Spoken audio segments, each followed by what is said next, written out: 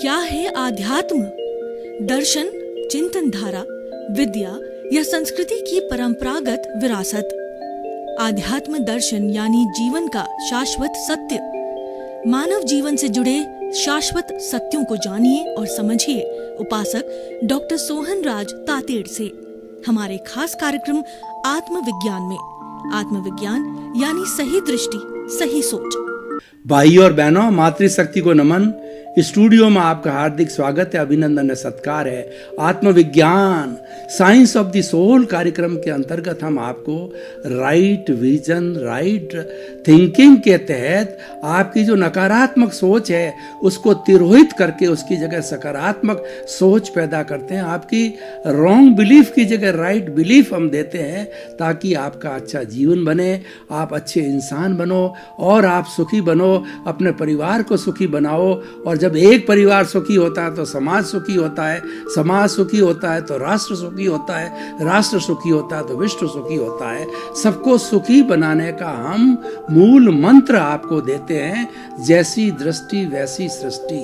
और ये सारा कार्य हम नए नए एपिसोड्स के माध्यम से करते हैं। तो आज का हमारा बहुत ही सुंदर एपिसोड है लौकिक और अलौकिक सुख। भाई और बहनों, मनुष्य के सामने दो तरह के जगत है, एक तो बाहरी जगत और एक भीतरी जगत। बाहरी जगत में वो 5 इंद्रियों के माध्यम से जो है संपर्क करता है, मन वचन काया से संपर्क करता है। 5 इंद्रियां कौन कौन सी? स्पर्शन, रसन, घ्राण, चक्षु, श्रोत्राणि इंद्रियाणि। स्पर्श इंद्रिय से वह किसी चीज को जो है स्पर्श करता है, रसन से जो है वह खाता है और रस का अनुभव करता है, बोलता है। और घ्राण इंद्रिय से सूंघता है, दुर्गंध और सुगंध को। और चक्षु से वो अच्छे और बुरे चित्र देखता है। और श्रोतेंद्रिय से जो आवाज आ रही होती है उसको सुनता है। ये सारा बाह्य जगत में होता है। और बाह्य जगत से ये 5 इंद्रियां उन विषयों को लेकर के, 5 इंद्रियों कुल 23 विषय है, अच्छे और बुरे, उनको लेकर के वो मन को देती है। मन उस पर योजना करता है और वाणी से हम बोलते हैं, शरीर से हम कार्य करते हैं। ये सारा हमारा बाहरी जगत है। और एक भीतरी जगत होता है, वो अध्यात्म का जगत होता है, वो प्रभु का जगत होता है, वो आत्मा का जगत है। वहाँ शांति है, वहाँ अक्षय सुख है, वहाँ आनंद है। और वहाँ पर हमें सत्य की अनुभूति होती है। और सच्चाई जाननी हो तो भीतर के जगत में जाना पड़ता है। भीतर के जगत में हमको कुदरत का कानून मिलता है। कुदरत क्या है, कुदरत की रचना क्या है, कुदरत का कानून क्या है, ये भीतरी जगत के अंदर मालूम होता है। और बाहरी जगत में उसकी अभिव्यक्ति होती है। और what is the ultimate truth, सनातन सत्य क्या है, ये हमें जागृति करने के लिए भीतर के जगत में जाना होता है। तो हम बात कर रहे थे लौकिक सुख।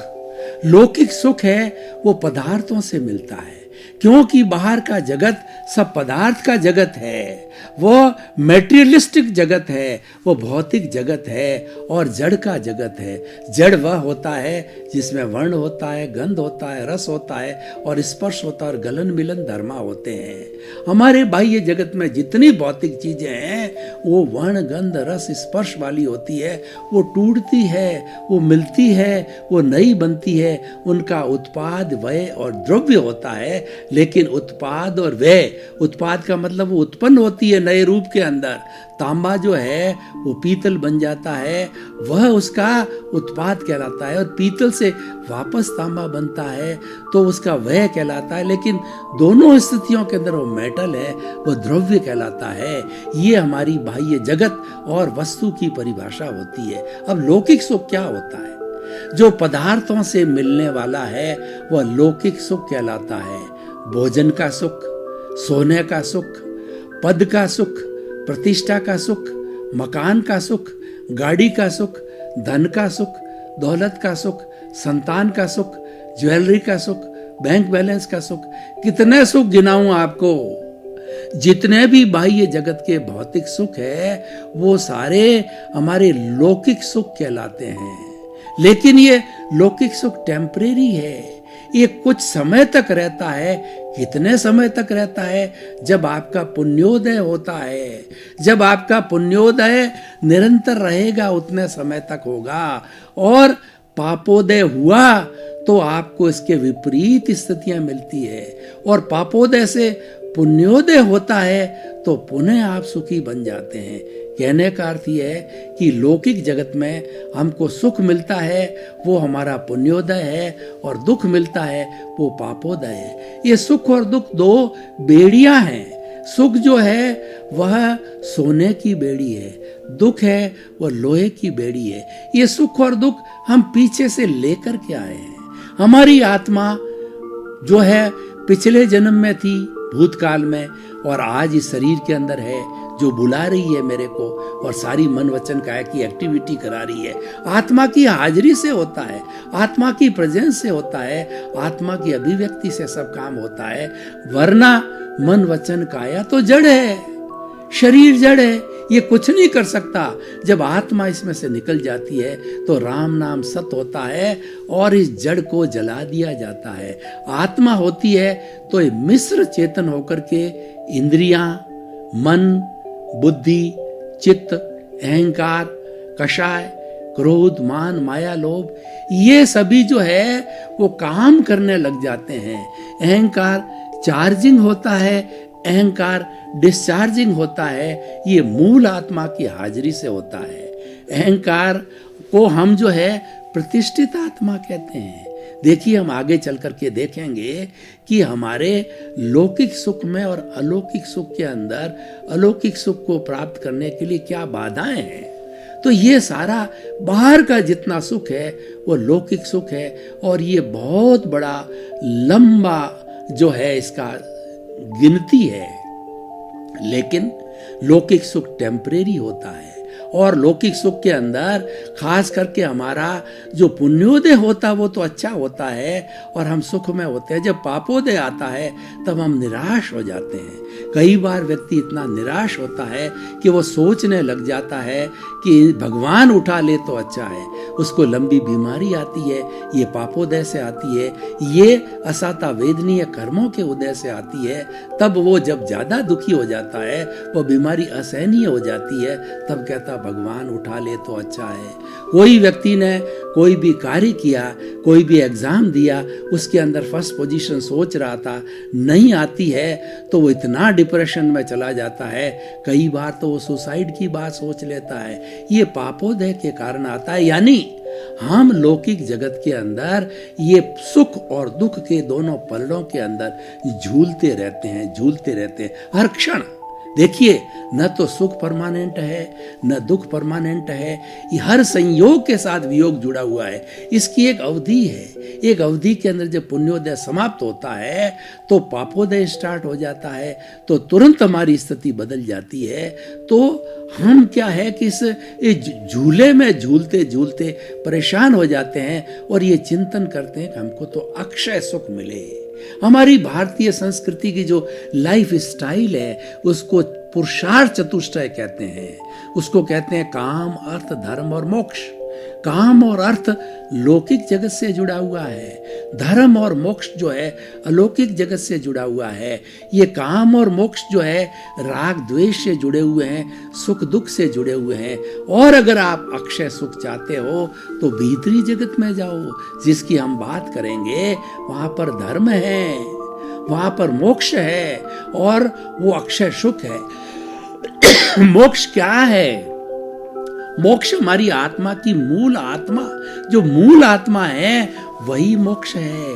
लेकिन अभी हमारी आत्मा बद्ध आत्मा है, इसीलिए सुख दुख होता है। और जब ये मूल अवस्था को प्राप्त हो जाती है तो वही मोक्ष की आत्मा होती है। और उस मूल आत्मा को प्राप्त करने के लिए उस सुख दुख की अनुभूति को हटा करके अक्षय सुख को प्राप्त करने के लिए हमें धर्म का सहारा लेना पड़ता है। और देखिए, ये अक्षय सुख होता क्यों है, होता क्यों नहीं है, और ये सुख और दुख का जो है झूला क्यों झूलते रहते हैं, इसका एक ही कारण है, अज्ञान। व्यक्ति अज्ञान के कारण सुख दुख की अनुभूति करता है, पाप पुण्य का अर्जन करता है, और करने वाला है वो राग द्वेष है। राग द्वेष मूल कारण है और राग द्वेष ही अज्ञान है। अगर हम इस अज्ञान की वेल्डिंग को तोड़ देते हैं, देखिए एक तरफ शरीर है और एक तरफ हमारा प्योर आत्मा, शुद्ध आत्मा भगवान जो भीतर बैठा है और अभी आज की तारीख में बॉन्डेड है। ये स्वतंत्र होना चाहता है और ये स्वतंत्र है भीतर तो प्योर है, 24 कैरेट का सोना है, लेकिन राग द्वेष रूपी अशुद्धि आने के कारण उसको ये शरीर मिला है और इसको भोगना पड़ता है। वो उसका आत्मा का कोई लेना देना नहीं, शुद्ध आत्मा का हमारे शरीर से कोई लेना देना नहीं है। इस शरीर ये क्यों प्राप्त होता है? अज्ञान के कारण, राग द्वेष के कारण। राग द्वेष के पिटारे को हम कॉजल बॉडी कहते हैं, कर्म शरीर कहते हैं, लिंग शरीर कहते हैं। ये जन्म जन्मांतर से 84 लाख जीवा योनि प्राणियों के साथ के अंदर ये कॉजल बॉडी जुड़ी हुई रहती है और उस कॉजल बॉडी से ही 84 लाख जीवा योनि के प्राणी सुख दुख की अनुभूति करते हैं। लेकिन दूसरे प्राणियों के पास में समृद्ध बुद्धि और समृद्ध मन, समृद्ध हमारी जो है हमारी बुद्धि और समृद्ध चित्त, ये और समृद्ध अहंकार नहीं है। इस कारण से वो बहुत ज़्यादा कुछ नहीं कर सकते। अपनी जैसी स्थिति होती है वो भोगते रहते हैं, कर्मों का भोगते रहते हैं। लेकिन मानव इस सृष्टि का सर्वश्रेष्ठ प्राणी है, क्योंकि उसने अपने कर्मों के अच्छे कर्म किए हैं। जब ये मनुष्य जीवन मिला है, मनुष्य जीवन एक पारसमणि है, एक चिंतामणि रत्न है और एक नंदन वन है और ये सब कुछ इससे हासिल किया जा सकता है। मानव जीवन एक ऐसा जीवन है जिसके अंदर मोक्ष का पट्टा है। एक मानव व्यक्ति ही मुक्ति की प्राप्ति कर सकता है, क्योंकि वही संपूर्ण अज्ञान को तोड़ सकता है। दूसरे प्राणियों के पास में विकसित बुद्धि, विकसित मन न होने कारण अज्ञान की वेल्डिंग को तोड़ नहीं सकते। कुछ अंश तक तोड़ते होंगे और अज्ञान को तोड़ने के लिए ज्ञान चाहिए। अब देखिए अलौकिक सुख क्या है। हमारी जो मूल आत्मा है वह अलौकिक सुख का भंडार है। मूल आत्मा क्या है? वह अनंत ज्ञान वाला है, वह अनंत दर्शन वाला है, वह अनंत शक्ति वाला है और अनंत सुख का धाम है जिसकी हम बात कर रहे हैं। अलौकिक सुख की बात है। जो बाहर के इंद्रियों के सुख की हमने इतनी गहरी लंबी चर्चा की कि सारे तरह के भौतिक सुख, पदार्थों के सुख जो है वो हमको बहुत अच्छे लगते हैं, हम उनके साथ बहुत कन्वर्सेंट है। हम जन्म जन्मादि से पिछले कई जन्मों से भोगते आए हैं और हमने उनको शाश्वत मान लिया। ये हमारा सबसे बड़ा ज्ञान है। और जब हमको ज्ञान की प्राप्ति होती है तो हमको लगता है कि वो सुख तो बहुत ही छोटे हैं, वो तो 1% भी सुख नहीं है। और हमारा भीतर का अलौकिक जगत, हमारा शुद्ध आत्मा भगवान, उसके अंदर तो अक्षय सुख है, उसकी प्राप्ति की जानी चाहिए। ज्ञान मिलते ही व्यक्ति की धारणा बदल जाती है और अज्ञानी व्यक्ति ही वह ज्यादा से ज्यादा जो है वो कषाय का अर्जन करता रहता है, वो राग द्वेष का अर्जन करता रहता है। और जिसको ज्ञान हो जाता है वह अज्ञान से ज्ञान के फील्ड में आ जाता है और वो अज्ञान रूपी वेल्डिंग को तोड़ना प्रारंभ कर लेता है और वो जागृति पूरा रखता है कि मेरे भीतर जो शुद्ध आत्मा विराजमान है वो ज्ञाता है, वो दृष्टा है, वो देखने वाला है और वो जानने वाला है। वो क्या जानता है और देखता है? वो ये देखता है कि ये सोहन राज रूपी मन वचन काया का जो शरीर है ये क्या कर रहा है, सुबह से शाम तक ये पुद्गल क्या कर रहा है, ये पुतला क्या कर रहा है, इसके मन वचन काया रूपी शरीर क्या कर रहे हैं। उस प्रवृत्ति को मात्र देखना और जानना ये शुद्ध आत्मा की प्रकृति है और वह इसके साथ नहीं जुड़ता है। नहीं जुड़ने का अर्थ होता है कि राग द्वेष न होना, समता भाव। अगर वह जो चल रहा है, जो पूर्व के अंदर ये मन वचन काया लेकर के आ रहे हैं, उसके साथ वो जुड़ जाता है तो नए कॉजेज बढ़ जाते हैं, नए राग द्वेष का अर्जन हो जाता है। और हम उसके साथ नहीं जुड़ते हैं तो हमारा क्या है कि वो मध्यस्थता रहती है, प्रतिक्रिया विरति रहती है, हमारी कोई ओपिनियन नहीं होती है, हमारा कोई भी जो है, हम किसी के प्रति कोई भी राय नहीं देते हैं, तो नए कॉजेज नहीं पढ़ते हैं। और नए कॉजेज नहीं पढ़ने से नया कर्म बीज पैदा नहीं होता है, और नया कर्म बीज पैदा नहीं होगा तो हमें सुख दुख की अनुभूति कौन कराएगा। यानी हम मध्यस्थता की अवस्था में रहेंगे और धीरे धीरे हमारे पूर्व जन्म के जो कर्म यानी कॉजल बॉडी है वो कई जन्मों की इकट्ठी हुई होती है, वो बर्फ की सीला की तरह होती है। और जो ज्ञानी पुरुषों के द्वारा ज्ञान दिया होता है, उस ज्ञान से जो है वो अपने जो चार्ज अहंकार है, चार्ज क्रोध मान माया लोभ है, उसको वो हटा देते हैं। चार्जिंग पॉइंट मन वचन काया की तीनों बैटरियों को बिल्कुल अलग कर देते हैं। नए कर्मों का चार्जिंग रुक जाता है और डिस्चार्ज तो हमने पूर्व जन्म के अंदर जो कर्म अर्जन किए हुए हैं वो तो स्टॉक हमारे पास है ही है, वो बर्फ की सीला की तरह है, वो पिघलता रहता है। और कुछ जन्मों के अंदर प्रतिक्रिया नहीं होती है तो वह पिघल करके जीरो हो जाता है राग द्वेष। और राग द्वेष जीरो होने की स्थिति के अंदर जब हमारा जो कर्म शरीर शून्य हो जाता है तो आत्मा प्योर अवस्था में अलौकिक सुख की अवस्था में आ जाती है और वो मुक्ति को चली जाती है, वो सिद्ध शिला में विराजमान हो जाती है।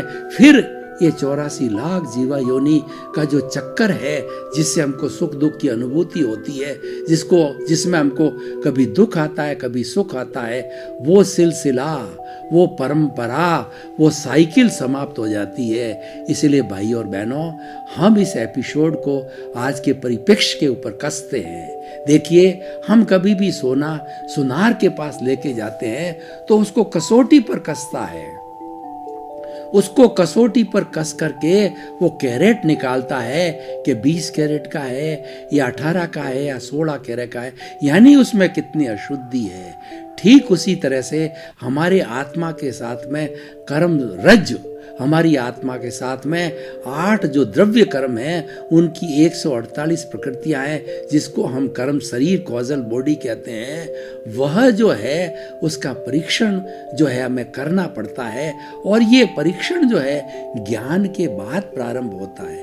तो भाई और बहनों, मैं क्या कहना चाहता हूँ कि केवल आप लौकिक सुख में नहीं उलझे रहें। देखिए, हमारी आत्मा के 3 स्तर हैं। आत्मा वही है, मूल आत्मा वही है, लेकिन जितनी जितनी उसकी प्योरिटी है, उस प्योरिटी इम्प्योरिटी कुछ कहिए, उस इम्प्योरिटी के हिसाब से जो है उसकी 3 अवस्थाएं बन गई। पहला तो है जीवात्मा। जीवात्मा सुख दुख की अनुभूति करता है, पदार्थों के अंदर सुख खोजता है और उसको टेम्परेरी सुख मिलता है, परमानेंट सुख नहीं मिलता है और वह भी थोड़े समय के लिए मिलता है, फिर दुख आ जाता है। ये जीवन भर जन्म से मृत्यु तक जो है पूरे जीवन काल के अंदर ये उठा पटक चलती रहती है और वह स्वार्थ के दायरे में रहता है, मैं और मेरा के दायरे में रहता है, वो अहंकार के दायरे में रहता है। उसको अहंकार को अज्ञान कहा गया है। एक बात भाई और बहनों, आप अच्छी तरह से समझ लें कि ये अहंकार अज्ञान है। ये अज्ञान शरीर और आत्मा के बीच में मजबूत वेल्डिंग है। हमारे मानव जीवन का लक्ष्य है इस अज्ञान रूपी वेल्डिंग को काटना, इस अज्ञान रूपी अशुद्धि को शुद्ध करना। ये इम्प्योरिटी है जो कि इस शरीर को बार बार धारण करवाती है। आत्मा पुनः पुनः कर्मों के अनुरूप जन्म ले लेती है और जितनी भीतर की अशुद्धि है यही नए कर्म बंधन कराती है, यही चार्ज कराती है और फिर नया जो है आयुष्य के अनुरूप नया जन्म होता है, फिर वो भुगतता है और फिर बंधन करता है। तो इस तरह से सिलसिला चलता रहता है। हमें इस सिलसिले को रोकना है, क्योंकि इस सिलसिले को रोकने के लिए मानव जीवन, मनुष्य योनि, यही एक इम्पोर्टेंट हमारा जन्म का जो है योनि है, तो उसे हमें ध्यान में रखना चाहिए। और उसकी बात करें तो ये हमारा एपिसोड जो है लौकिक और अलौकिक सुख जो है बहुत अच्छी तरह से समझ में आ सकता है कि लौकिक सुख है वो हमारा पुण्य पाप है। वो पिछले जन्म के अंदर, इस पुतले के अंदर, जो पिछले जन्म में जो पुतला था, मान लीजिए को एक्स नाम का पुतला था, तो एक्स नाम के शरीर ने, पुतले ने वो अर्जन किया, वो अर्जन करके, और ये सोहन राज रूपी पुतला वर्तमान में ये भुगत रहा है। यानी हमने जो है वो पहले अर्जन किया था, और ये तो परिणाम है। जन्म से मृत्यु तक ये शरीर जो पिछले जन्म में अर्जन किया हुआ है वो परिणाम भुगतता है। वो पूर्व जन्म के अंदर जो जो कॉजेज डाले थे, जो जो भाव डाले थे, जो कि भाव सत्ता है वो चेतन तत्व के साथ जुड़ी हुई थी, और वो चेतन तत्व की भाव सत्ता, भाव कर्म इस जन्म के अंदर हमारे द्रव्य कर्म बनते हैं और हमें सुख दुख की अनुभूति कराते हैं। और जब ये आयुष्य निश्चित होता है, हर व्यक्ति जब जन्म लेता है तो साथ साथ में उसकी रिटर्न टिकट तैयार हो जाती है। उसका आयुष्य संपन्न होते ही वो एक क्षण भी शरीर में नहीं रह सकता है। दूसरा 84 लाख जीवा योनि का जैसा जैसा आयुष्य का बंधन होता है वैसा शरीर धारण कर लेता है, और उसी के अनुरूप जो है वो कर्म का संचय करता है, विसर्जन करता है। तो ये परंपरा चलती रहती है। तो भाइयों और बहनों, हम क्या कहना चाहते हैं कि आप जो हमारा ज्ञाता दृष्टा भाव है वो विशुद्ध धर्म है, वो शुद्ध धर्म है। आप हर क्षण 24 घंटे भेद विज्ञान करो। आपका पुरुषार्थ है वो ये भेद विज्ञान है, और ये भेद विज्ञान ही सच्चा ज्ञान है।